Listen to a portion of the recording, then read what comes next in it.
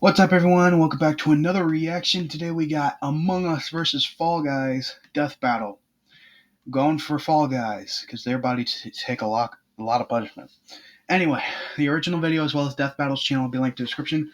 Go support them any way that we can. Like, comment, subscribe to them, all the good stuff. And if you have anything you want me to react to, go ahead and let me know in the comment section down below. I heard every single comment. That makes it. Let's go. This battle is sponsored by Marvel Snap.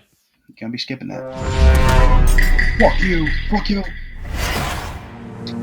The year was 2020, the long wait as we all experienced the most viral sensation in recent years. It was Among Us! Nah, Fall Guys was the biggest news that year. He's Wiz and I'm Boomstick. And it's our job to analyze their weapons, armor, and skills to find out who would win a death battle.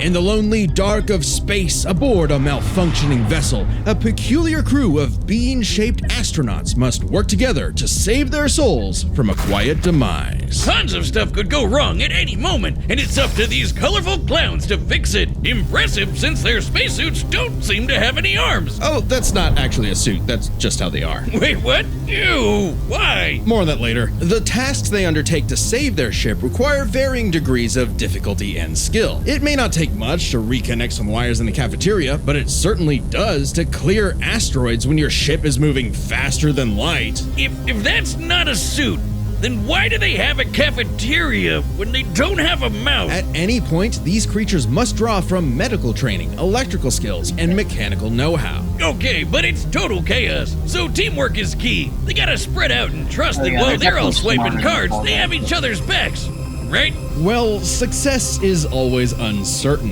as though fate has placed some external force that stands between this species and their survival. There's an imposter among them! I mean, among us! But not us, though, right, Wiz? Right? For the 9th time, I'm not an imposter. That's just what an imposter would say! They're shape-shifting aliens! They could be anyone! Or any mad scientist in a lab coat!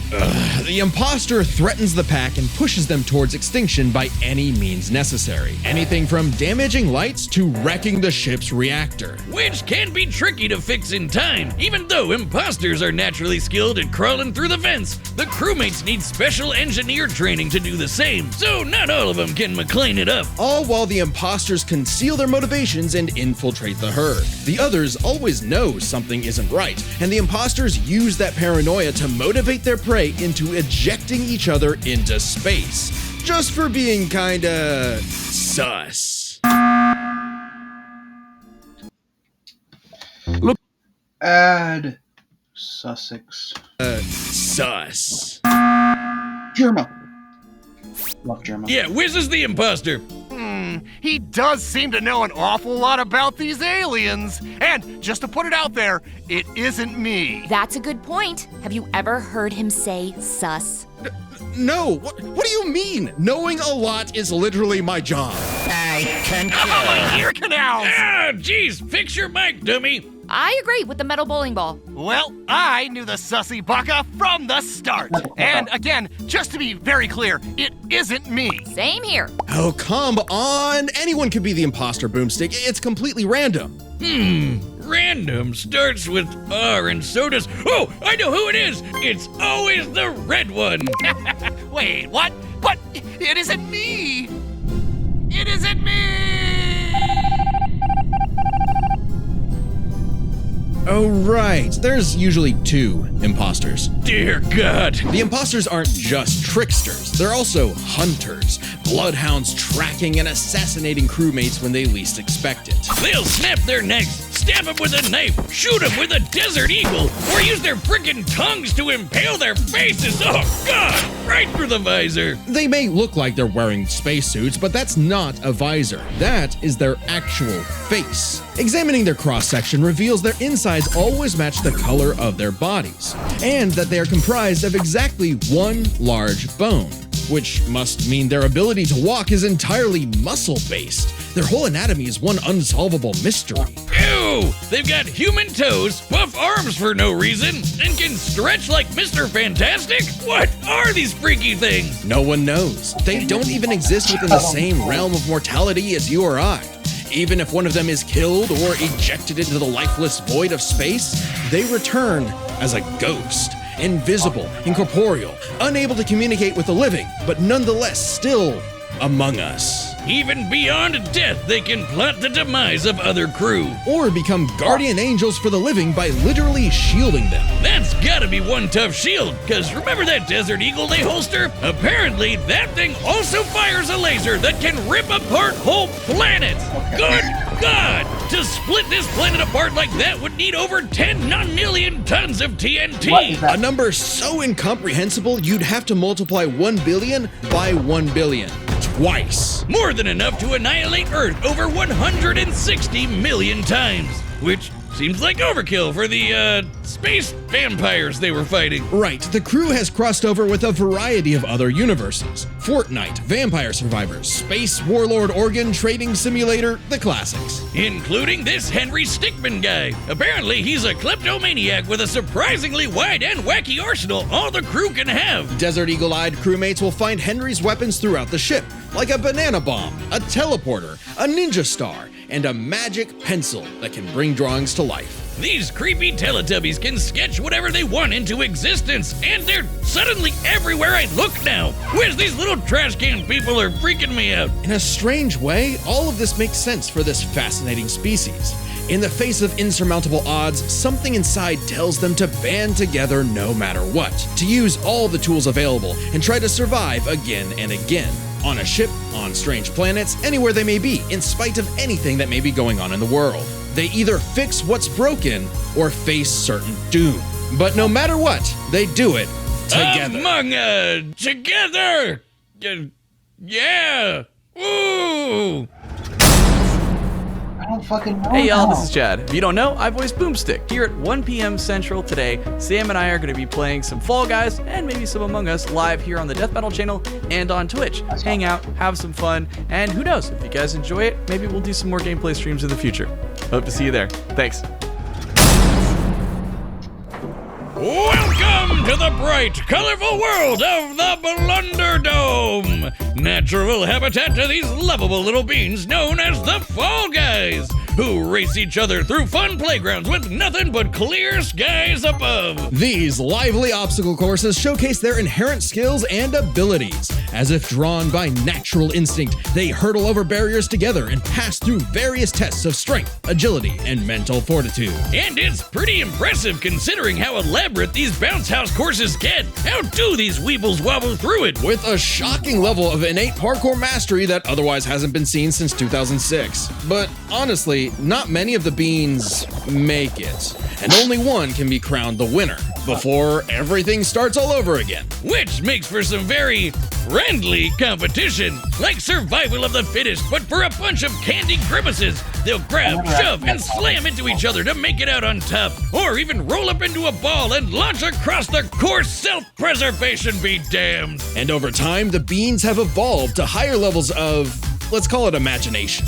The engineer Digi invented the creative device so the beans could start making and designing new obstacles and challenges for themselves, as well as additional tools like wrecking balls, wind-up boxes for punching foes, and even translators that make their nonsensical language intelligible. But even at their best, they're still just flinging themselves over these obstacles like a bunch of drunken lemmings. This species seems to have a biological urge to navigate these courses for one singular purpose: get that crown.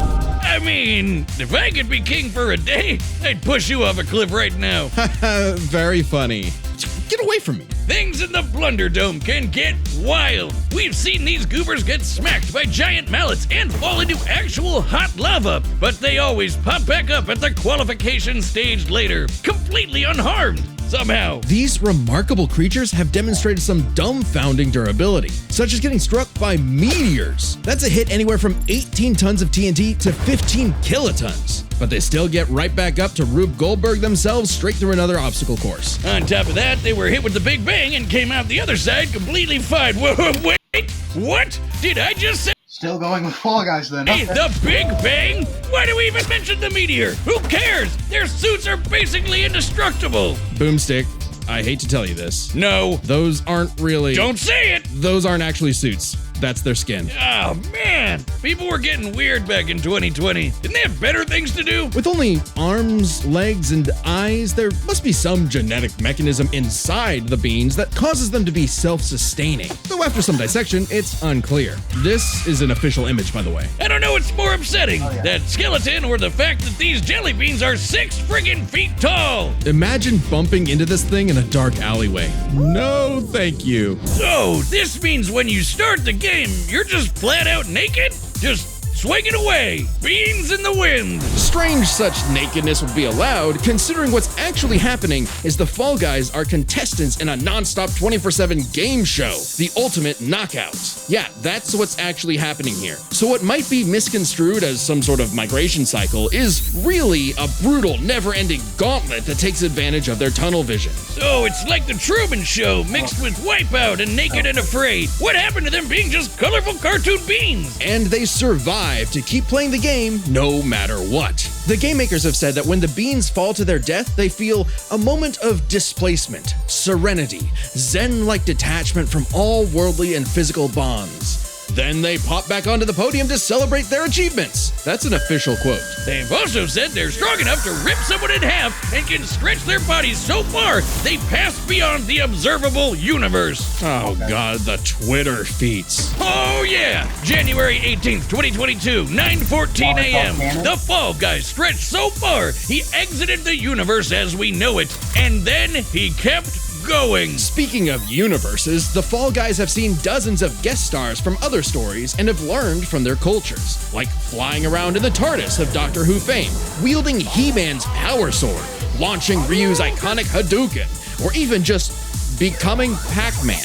They just become Pac-Man. They're Pac-Man now. Wiz, I know we've seen some crazy things on the show, but these 6 feet tall jelly bean monsters eat food through their feet. What are we about to rot upon the world? Is this cute and colorful reality an endless void of darkness and despair? Revelations of disturbances too catastrophic for the human mind to process? A vicious cycle on this blue marble surrounded by mouthless, dead-eyed beans. Pretty much. Ah, cool, let's see them fight. I'm going with Fall Guys. Wiz, you gotta play that mobile Alright. game. I appreciate you getting the bag, but I gotta skip this. No one gets a free plug. The data through all possibilities. It's time for a death battle! I don't like this.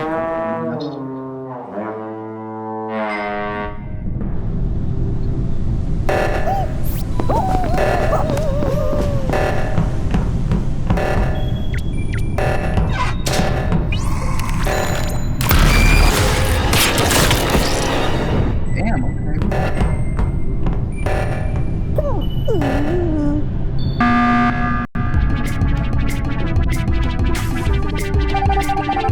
Everyone was dead. What is happening?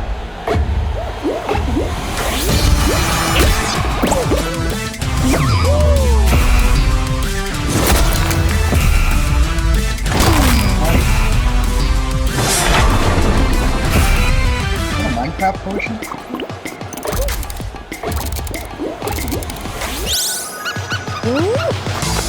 Ah, don't do that.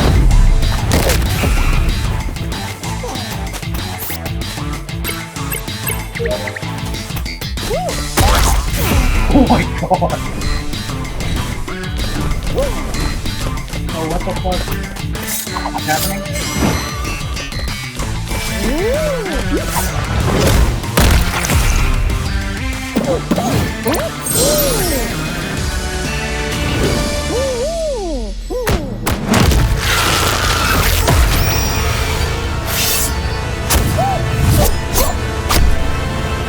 Yes!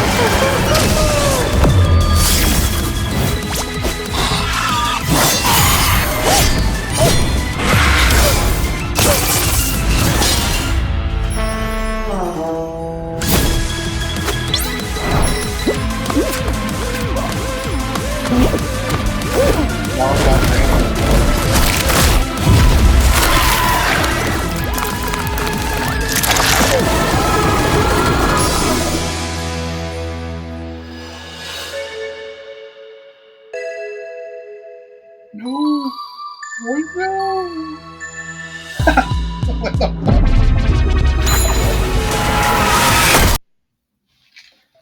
Come the fuck on.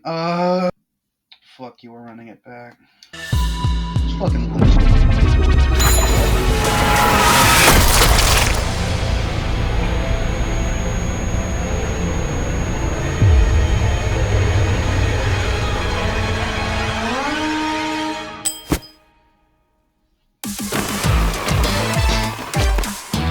Fuck you.